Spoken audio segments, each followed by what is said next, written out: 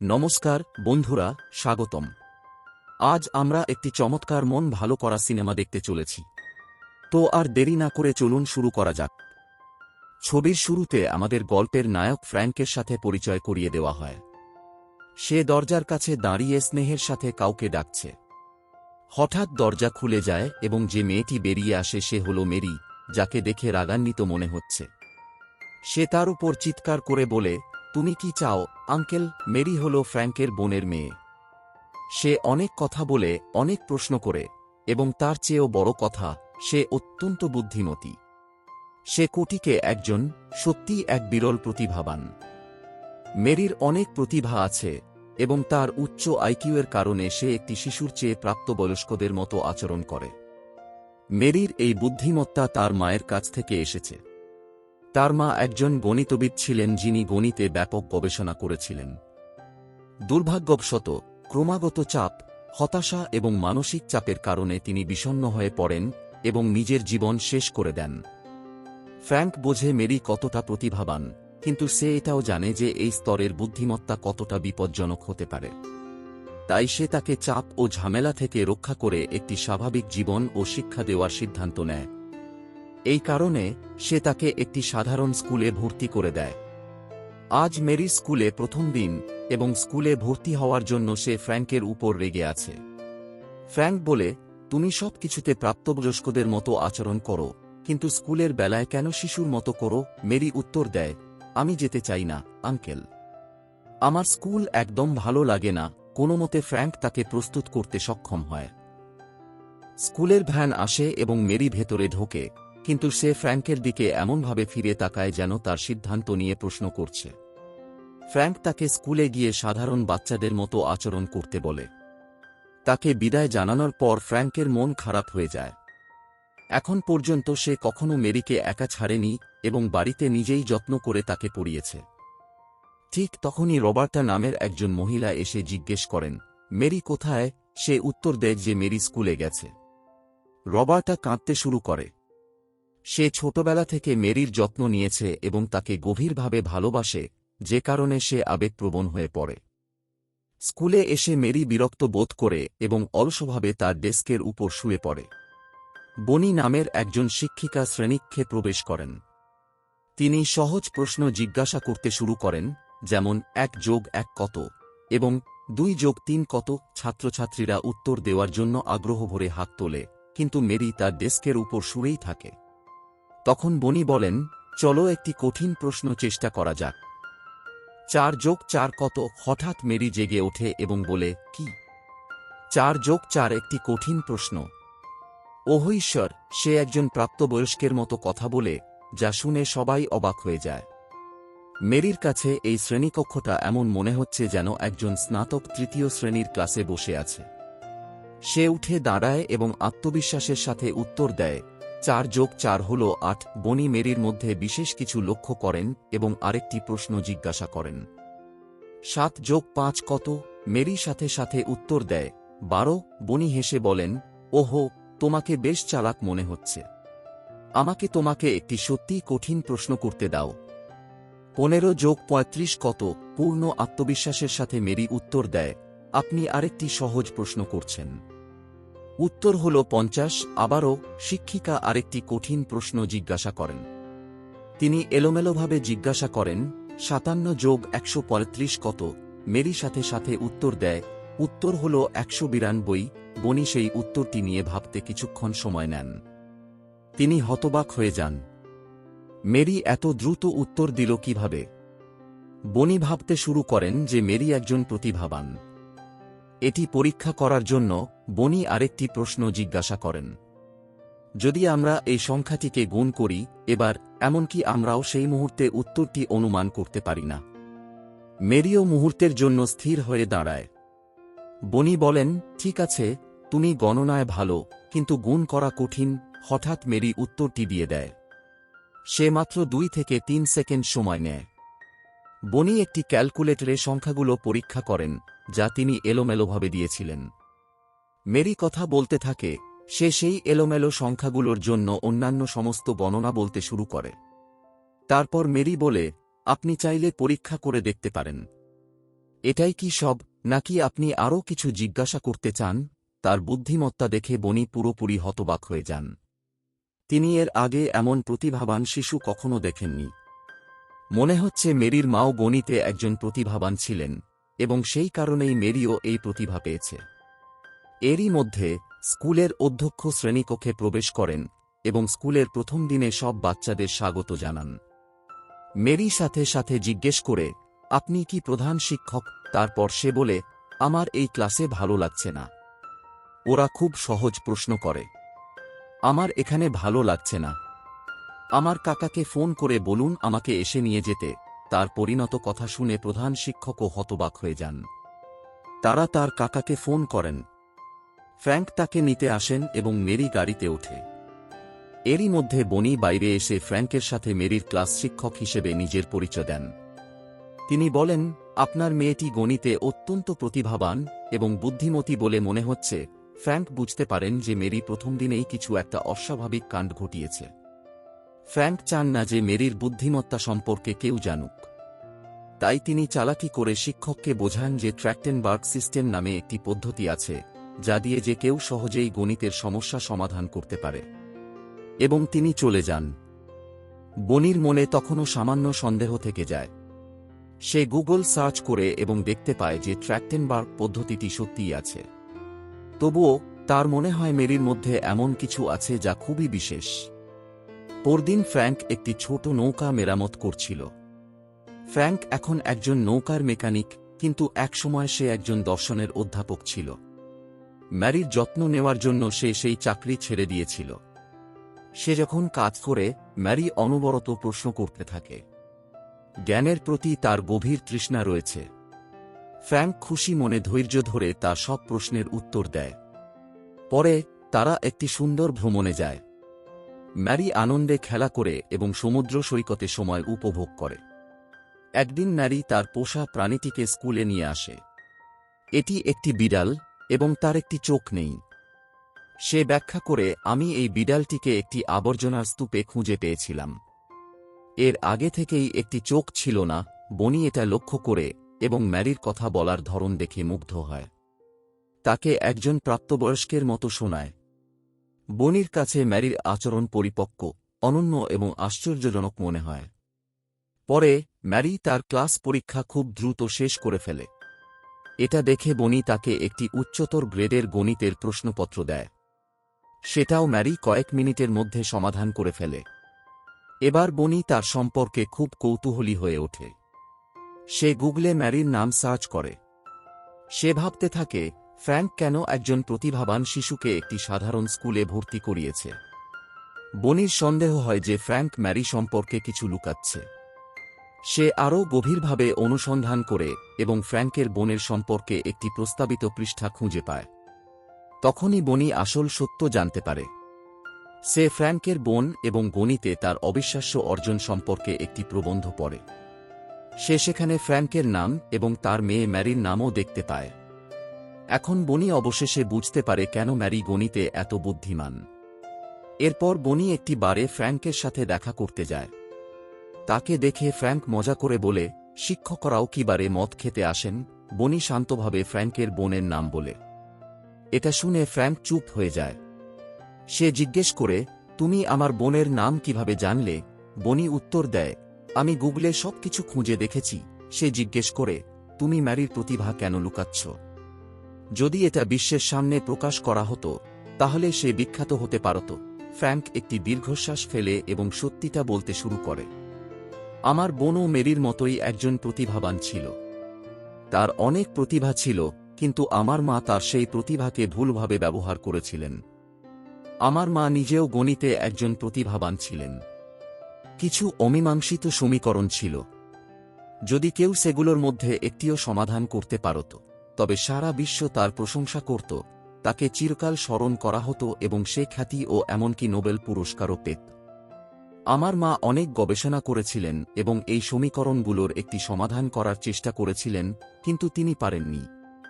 ভাগ্যক্রমে আমার বোন গণিতে একটি সহজাত প্রতিভা নিয়ে জন্মেছিল, তাই আমার মা তাকে তার গবেষণার কাজে লাগালেন। তিনি তার উপর অতিরিক্ত চাপ সৃষ্টি করেছিলেন। এর ফলে আমার বোন হতাশ হয়ে পড়ে এবং মানসিক চাপে ভরা জীবনযাপন করতে শুরু করে। তার স্বাভাবিক জীবন পুরোপুরি ব্যাহত হয়েছিল। কিছুদিন সে তার গবেষণা বন্ধ রেখেছিল। সেই সময়ে সে প্রেমে পড়ে এবং গর্ভবতী হয়। যখন আমার মা এই কথা জানতে পারলেন, তিনি হতাশ হয়ে পড়লেন এবং তার উপর চিৎকার করতে শুরু করলেন। আমার মায়ের অহংকারের কারণে আমার বোন বাড়ি ছেড়ে একটি সন্তান নিয়ে আমার কাছে চলে আসে। সেই সময় আমি কাজের জন্য বাইরে ছিলাম। তাকে বিভ্রান্ত দেখাচ্ছিল এবং আমি ভেবেছিলাম আমি ফিরে আসার পর আমরা কথা বলবো। কিন্তু যখন আমি ফিরে এলাম, আমার বোন আত্মহত্যা করেছে এবং মেরি বিছানায় শুয়েছিল। এটাই ঘটেছিল। আমার বোনের সাথে যা ঘটেছে তা যেন মেরির সাথে কখনো না ঘটে। বিশেষ করে আমার মা যেন মেরির প্রতিভা সম্পর্কে কখনো জানতে না পারেন।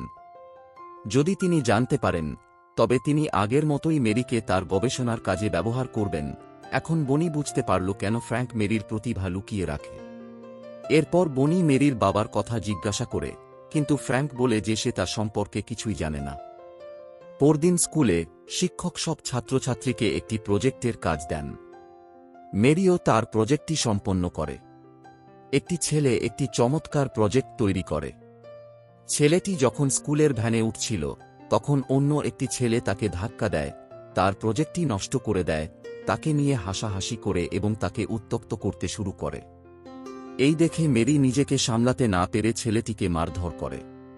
ফ্র্যাঙ্ক যখন এই ঘটনা শুনতে পায়, সে দ্রুত স্কুলে ছুটে যায়। পথে যে ছেলেটি উত্ত্যক্ত করছিল তাকে আহত ও রক্তাক্ত অবস্থায় ফ্র্যাঙ্কের পাশ দিয়ে যেতে দেখে।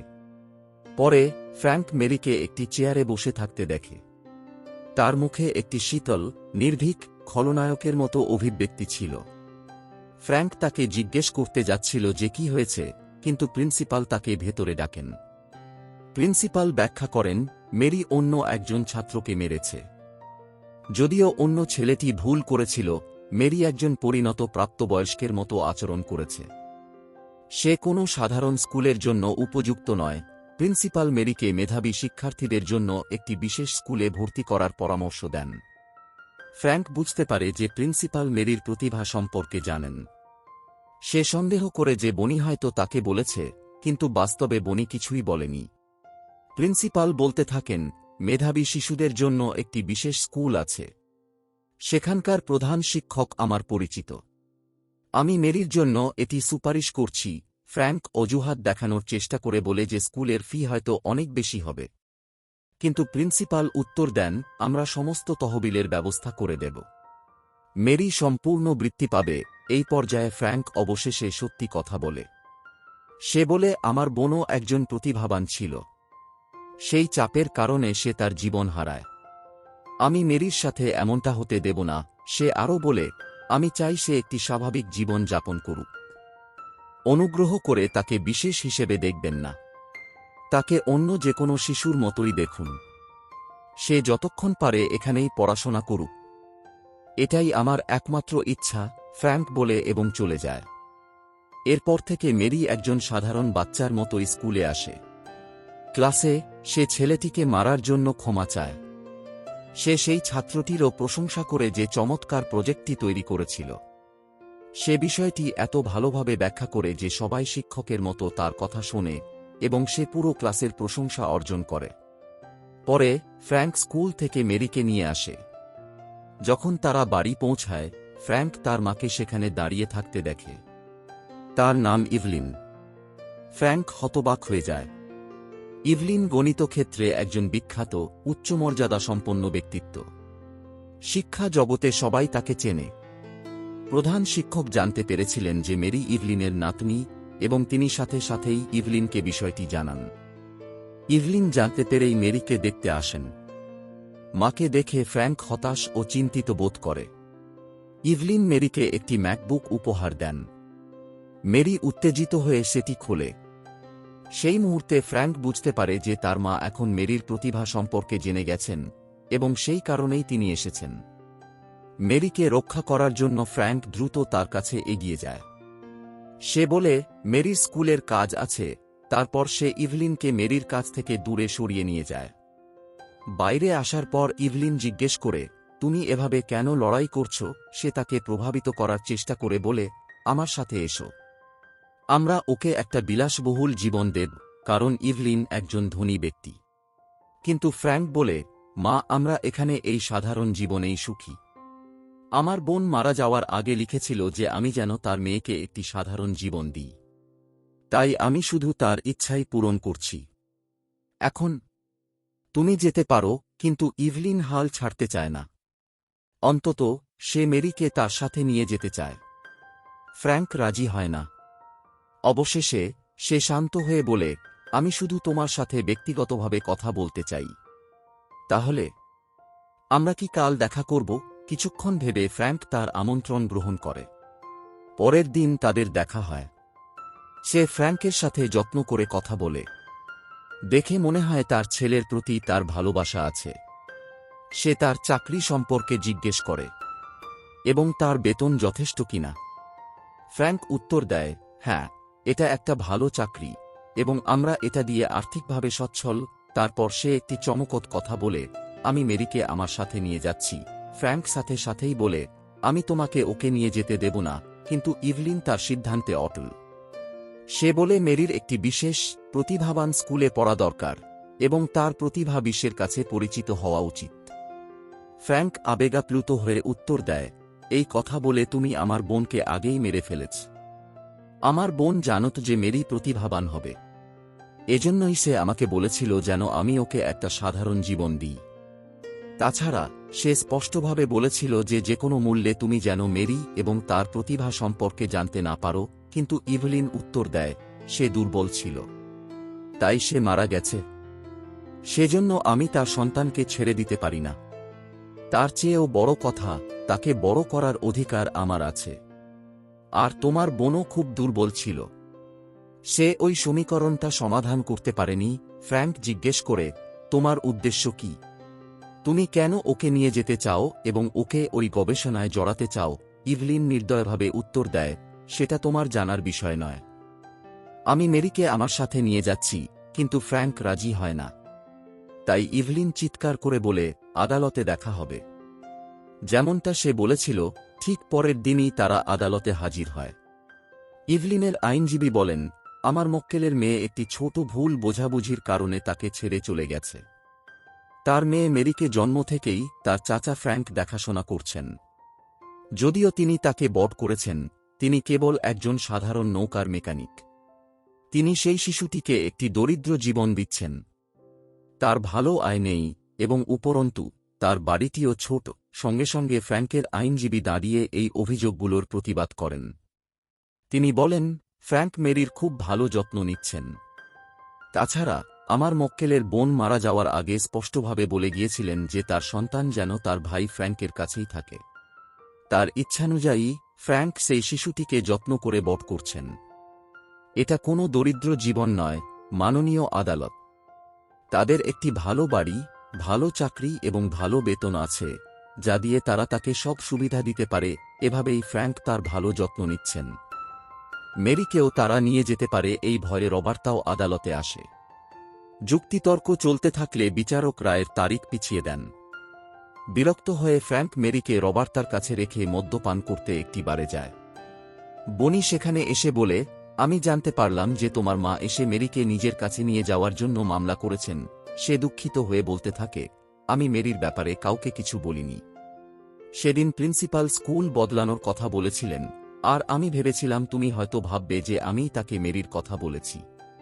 তাই আমি ব্যাপারটা পরিষ্কার করতে এসেছি। ফ্র্যাঙ্ক শান্তভাবে উত্তর দেয়, আমি জানি তুমি প্রিন্সিপালকে কিছু বলোনি। তিনি হয়তো কোনোভাবে মেরির কথা জানতে পেরে আমার মাকে জানিয়েছেন। এটা নিয়ে চিন্তা করো না। বনি লক্ষ্য করে যে ফ্র্যাঙ্ককে বিষণ্ণ দেখাচ্ছে। তাকে সঙ্গ দেওয়ার জন্য সেও মদ্যপান করে। তারা কথা বলতে শুরু করে এবং ধীরে ধীরে কথোপকথনটা মজাদার হয়ে ওঠে। সেই মুহূর্তে তারা নিজেদের মধ্যে কিছু একটা অনুভব করে। হ্যাঁ, তারা দুজনেই প্রেমে পড়ে যায়। সেই রাতে ফ্র্যাঙ্ক তাকে নিজের বাড়িতে নিয়ে যায় এবং তারা শারীরিক সম্পর্কে লিপ্ত হয়। পরের দিন সকালে বনি শুধু একটি চাদর গায়ে জড়িয়ে ঘর থেকে বেরিয়ে আসে। হঠাৎ সে হতবাক হয়ে যায়। মেরি হলে খেলা করছে। তার শিক্ষককে ওই অবস্থায় দেখে মেরি ব্যাপারটা বুঝতে পারে এবং তাকে খ্যাপাতে থাকে, তুমি আমাদের বাড়িতে চাদর গায়ে দিয়ে কি করছো? বনি বিব্রত বোধ করে এবং চুপচাপ সেখান থেকে চলে যায়। ফ্র্যাঙ্ক লেটার বক্সে একটি চিঠি দেখতে পায়। এটি একটি আদালতের আদেশ, যেখানে বলা হয়েছে যে তার মা ম্যারির যত্ন নেওয়ার জন্য 2 দিনের জন্য অনুরোধ করেছেন। রবার্টা চিঠিটি দেখে বলেন, আমি তো আগেই তোমাকে বলেছিলাম ম্যারিকে স্কুলে না পাঠাতে। এরই কারণে এই সব কিছু ঘটল। ফ্র্যাঙ্ক অবহেলা ভরে উত্তর দেয়, মাত্র তো 2 দিন, এবং সে ম্যারিকে ইভলিনের সাথে পাঠিয়ে দেয়। ম্যারির কাছে এই ধনী জীবনটা সম্পূর্ণ ভিন্ন মনে হয়। সে সব কিছু অবাক হয়ে দেখে। ইভলিন ম্যারিকে তার মায়ের ছবির অ্যালবাম দেখায়।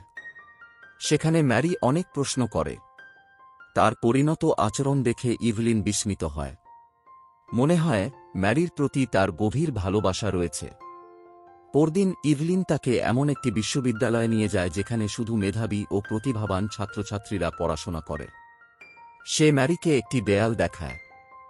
সেই দেয়ালে একটি মিলেনিয়াম গণিত প্রশ্ন লেখা আছে।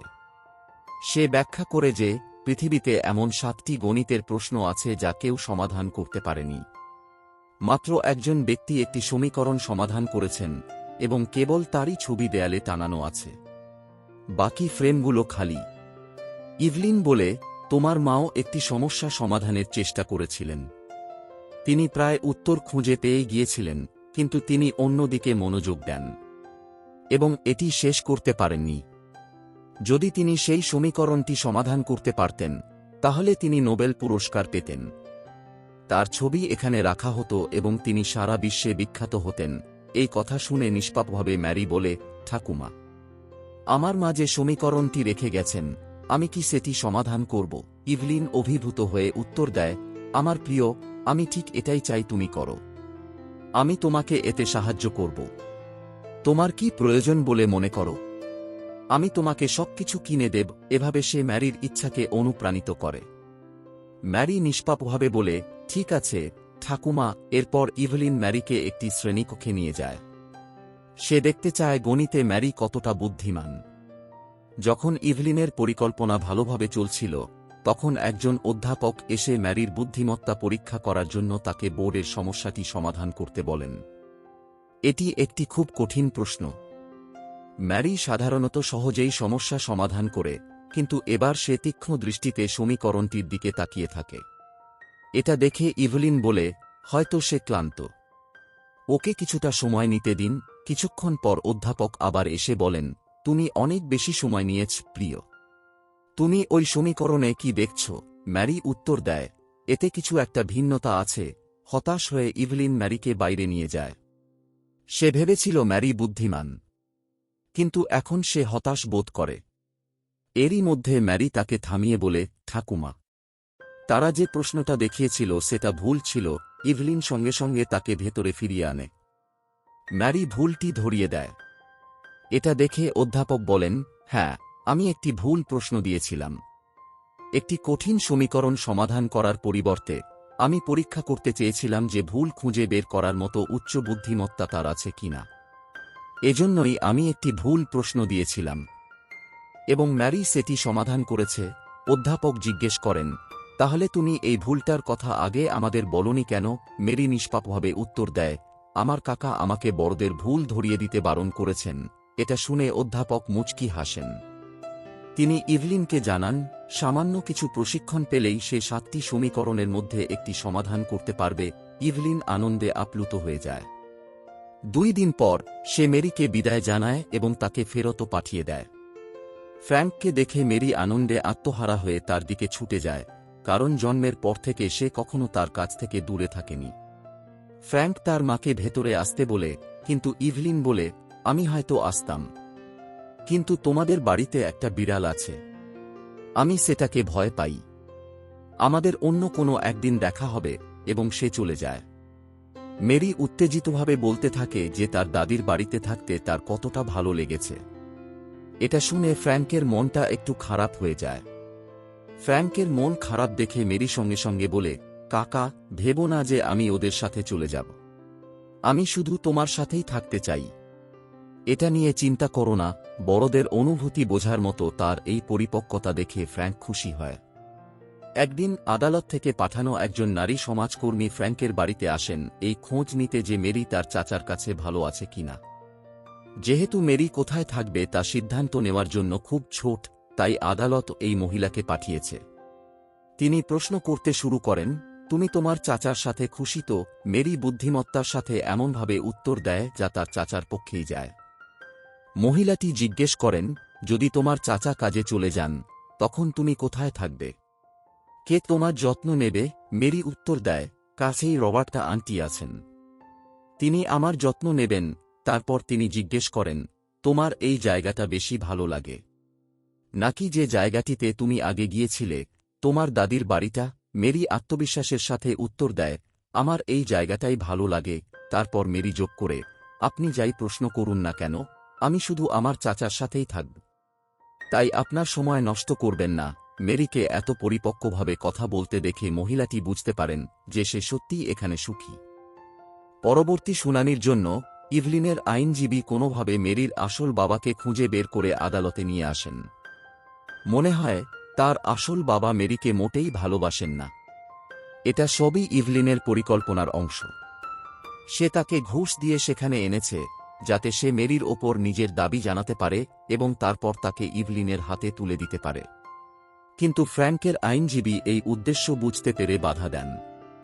তিনি জিজ্ঞাসা করেন, এই বছর পর্যন্ত আপনি কখনো মেরিকে দেখতে আসেননি, এখন কেন এলেন? এখানে আসার জন্য কেউ কি আপনাকে টাকা দিয়েছে? লোকটি উত্তর দেয়, আমি আমার মেয়ের প্রতি ভালোবাসার টানে এখানে এসেছি। আইনজীবী আবার জিজ্ঞাসা করেন, তাহলে আপনি মেরির মায়ের শেষকৃত্যে কেন যাননি? এতদিন পর্যন্ত আপনি মেরির যত্ন নেননি কেন? এই প্রশ্নগুলোর কোনো উত্তর তার কাছে ছিল না। এটা দেখে বিচারক সবকিছু বুঝতে পারেন এবং বলেন, মেরির নিজের বাবারই তার প্রতি ভালোবাসা নেই, তাই আমরা মেরিকে তার হাতে তুলে দিতে পারি না। তিনি মামলাটি স্থগিত করেন। এরপর ইভলিন এবং ফ্র্যাঙ্ক বাইরে বেরিয়ে আসেন। ফ্র্যাঙ্ক জিজ্ঞাসা করে, আমার বাবা মারা যাওয়ার পর তুমি আরেকজনকে বিয়ে করেছ, তার কি খবর? ইভলিন উত্তর দেয়, হ্যাঁ, সে একজন ভালো মানুষ, সে একটি গ্রামে চাষবাস করে। ফ্র্যাঙ্ক বলে, তাহলে তুমি সেখানে গিয়ে তার এবং তার চাষবাসের যত্ন নাও না কেন? মেরি আমার সাথেই থাকবে, আমাদের আলাদা করার কথা কখনো ভেবো না। কিন্তু ইভলিন ঠান্ডা গলায় উত্তর দেয়, আদালতেই দেখা হবে। পরে মেরি জানতে পারে যে তার আসল বাবা তাকে দেখতেও আসেনি।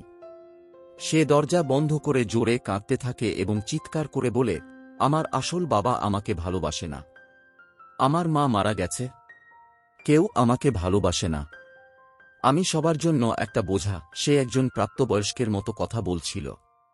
এটা দেখে রোবার্টা এবং ফ্র্যাঙ্ক খুব দুঃখ পেয়ে তাকে শান্ত করার চেষ্টা করে। সেই মুহূর্তে ফ্র্যাঙ্ক জিজ্ঞাসা করে, মেরি, আমরা কি একটা জায়গায় যাব? তারা সবাই একটি হাসপাতালে যায়। মেরি প্রশ্ন করতে শুরু করে, আমাকে এখানে কেন এনেছ? কিসের জন্য? ফ্র্যাঙ্ক শান্তভাবে বলে, কিছুক্ষণ অপেক্ষা করো, কাছেই একটি পরিবার অধীর আগ্রহে অপেক্ষা করছে কারণ তাদের মেয়ের সন্তান প্রসব হতে চলেছে। সবাই উদ্বেগ এবং উত্তেজনা নিয়ে অপেক্ষা করছে। কিছুক্ষণ পর মেয়েটির স্বামী বাইরে এসে বলে, একটি ছেলে হয়েছে। এটা শুনে পুরো পরিবার আনন্দে আত্মহারা হয়ে যায়। তারা সেই মুহূর্তটি আনন্দের সাথে উদযাপন করে। মেরি এটা দেখে আবার জিজ্ঞেস করে, একটি বাচ্চা জন্মানোর জন্য তারা এত খুশি কেন? ফ্র্যাঙ্ক শান্তভাবে উত্তর দেয়, তুমি কি দেখলে মেরি? ঠিক এভাবেই তোমার জন্মের সময় আমরা আনন্দে ভরে গিয়েছিলাম। আমাদের পুরো পরিবার আনন্দে আপ্লুত হয়েছিল। মেরি নরম সুরে জিজ্ঞেস করে, সত্যি? আমি যখন জন্মেছিলাম তখন সবাই খুশি হয়েছিল? ফ্র্যাঙ্ক উত্তর দেয়, অবশ্যই প্রিয়, তুমি বলেছিলে তোমার জন্ম একটা বোঝা ছিল, কিন্তু এটা সত্যি নয়।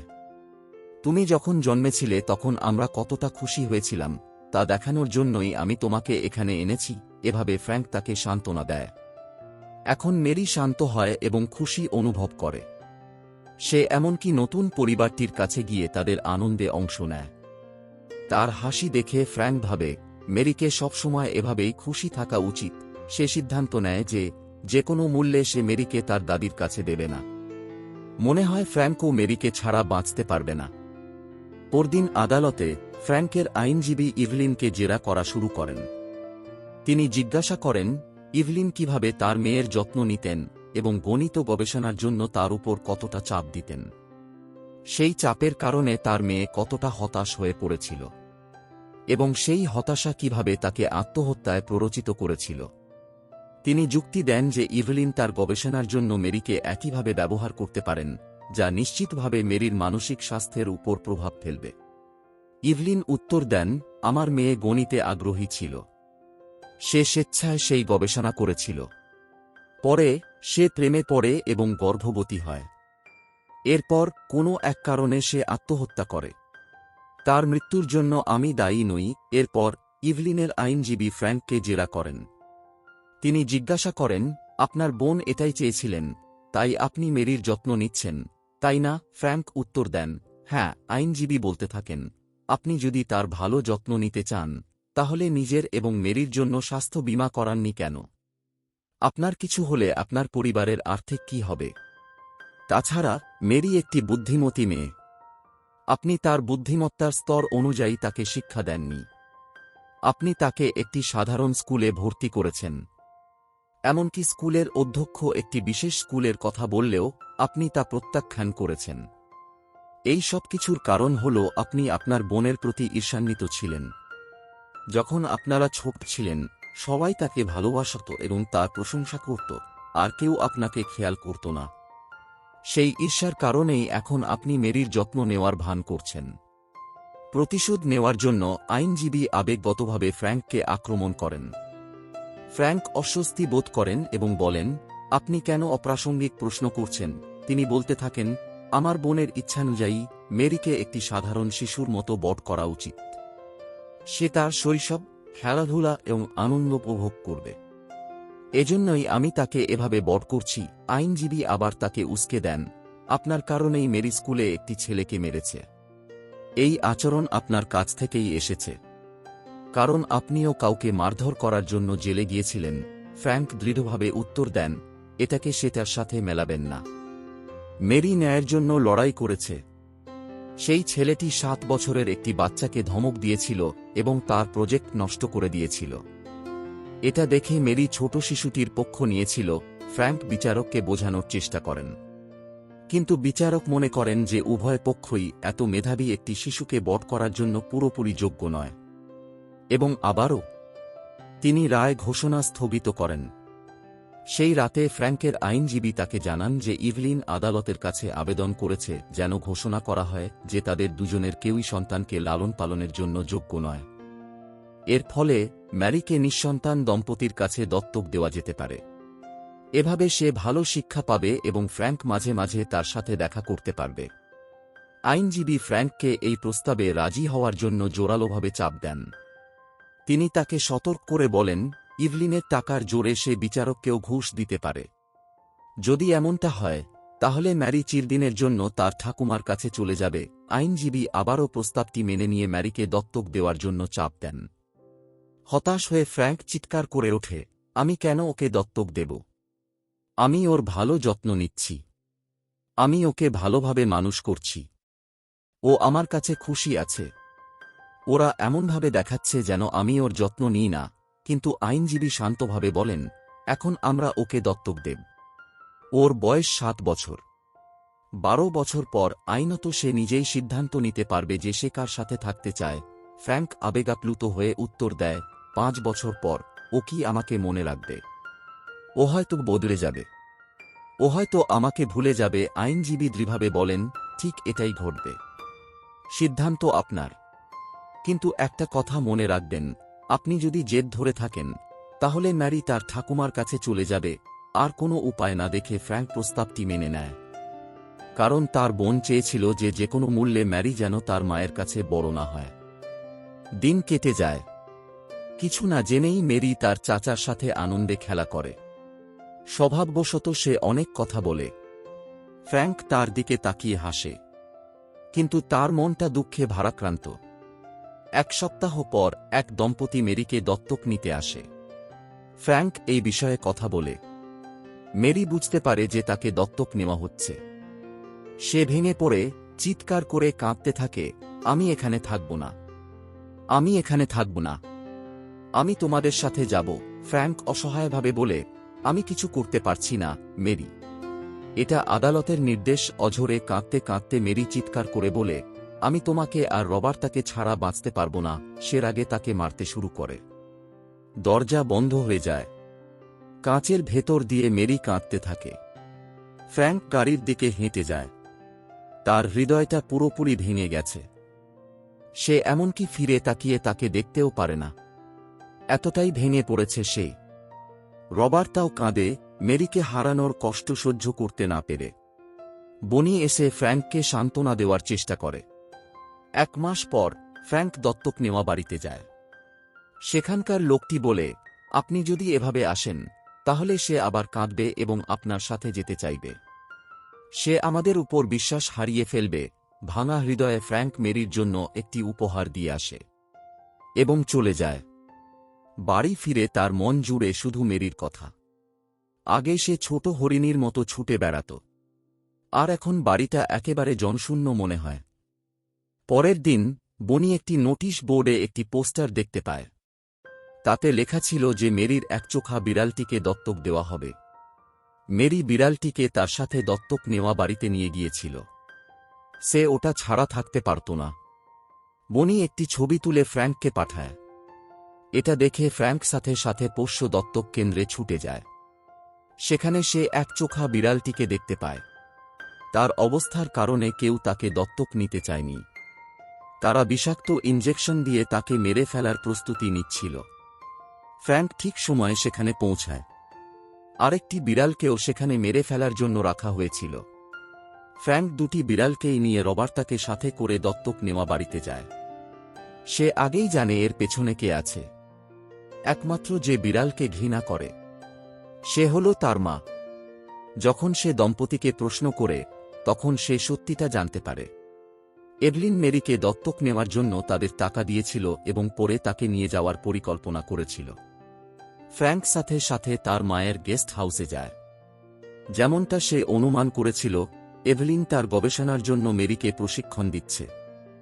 রাগে ফেটে পড়ে ফ্র্যাঙ্ক চিৎকার করে বলে, আমি জানতাম তুমি ম্যারিকে দত্তক নেওয়ার জন্য একটা দম্পতির ব্যবস্থা করেছ শুধু তোমার গবেষণার জন্য তাকে ব্যবহার করতে। ঠিক আমার বোনের মতোই। সে টেবিলের ওপর একটা বই ছুঁড়ে মারে। ফ্র্যাঙ্ক ডেকে বলে, ম্যারি আমার সাথে এসো, কিন্তু ম্যারি তার ওপর রেগে গিয়ে চিৎকার করে ওঠে, আমি আসব না, আমি আসব না। সে দৌড়ে পালিয়ে যায়। ফ্র্যাঙ্ক তাকে থামানোর জন্য তার পেছন পেছন ছোটে। ইভলিন এগিয়ে আসার চেষ্টা করে, কিন্তু রবার্টা বাধা দিয়ে তাকে থামিয়ে দেয়।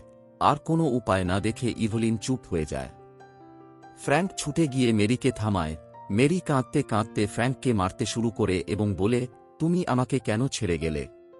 তুমি আমাকে কেন ছেড়ে গেলে? ফ্র্যাঙ্ক তাকে আলতো করে ধরে বলে, আমরা আমাদের বাড়িতে যাব।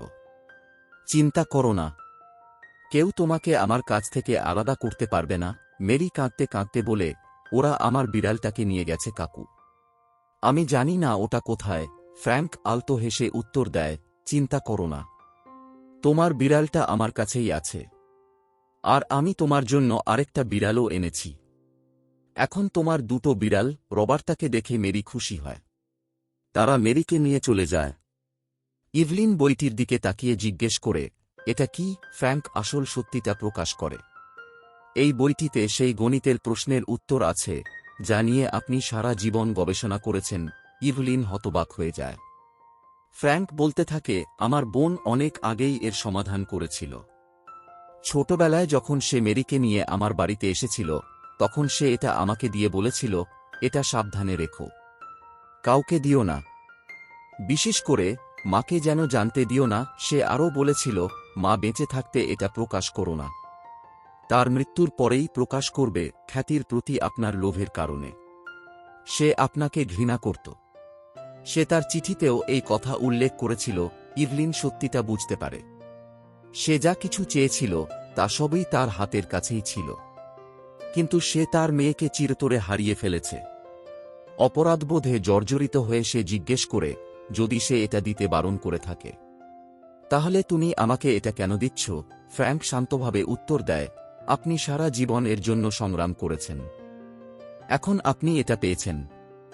অন্তত এর জন্য। মেরিকে আমার কাছে থাকতে দিন। ইভলিন অপরাধ বোধে ভরে যায়। ফ্র্যাঙ্ক আলতো করে তাকে গবেষণাটি প্রকাশ করতে বলে এবং মেরিকে নিয়ে চলে যায়। ফ্র্যাঙ্ক চলে যাওয়ার পর ইভলিন খাতাটি খোলে। সে তার মেয়ের প্রতিটি নোট দেখতে পায়। তার সংগ্রাম, তার একাগ্রতা, তার প্রচেষ্টা। নিজেকে আর ধরে রাখতে না পেরে ইভলিন ভেঙে পড়ে এবং কাঁদতে শুরু করে। কয়েক মাস পর মেরি বুদ্ধিমান শিশুদের জন্য একটি বিশেষ স্কুলে ভর্তি হয়। ফ্র্যাঙ্ক তার দক্ষতা বিকাশের সিদ্ধান্ত নেয়। সে তার প্রতিভার পথে বাধা হতে চায় না। সেই স্কুল থেকে ফ্র্যাঙ্ক তাকে তুলে নিয়ে অন্য একটি জায়গায় নামিয়ে দেয়। এটি মেরির পুরনো স্কুল। তার পুরনো বন্ধুরা সেখানে খেলছে। মেরি তাদের সাথে যোগ দেয় এবং আনন্দে খেলতে থাকে। বনি ফ্র্যাঙ্কের দিকে তাকিয়ে হাসে, নির্বেজানো বলে, আমি মেরির যত্ন নেব। আপনি যেতে পারেন। ফ্র্যাঙ্ক বিশ্বাস করে যে উন্নত শিক্ষা তার শৈশবকে প্রভাবিত করা উচিত নয়। চাপের কারণে তার বোন তার শৈশবের আনন্দ হারিয়ে ফেলেছিল এবং হতাশায় ডুবে গিয়েছিল। ফ্র্যাঙ্ক চায় মেরি যেন দুটোই পায়, চমৎকার শিক্ষা এবং একটি আনন্দময় শৈশব। তাই জ্ঞানের প্রতি তার আগ্রহের জন্য সে তাকে একটি বিশেষ স্কুলে পাঠায় এবং তার খেলাধুলার শৈশবের জন্য সে তাকে বন্ধুদের সাথে জীবন উপভোগ করতে দেয়। এভাবেই ফ্র্যাঙ্ক মেরির জীবনে একটি নিখুঁত ভারসাম্য তৈরি করে। এবং এটাই গল্পের শেষ। আশা করি আপনারা সবাই উপভোগ করেছেন। দেখার জন্য ধন্যবাদ।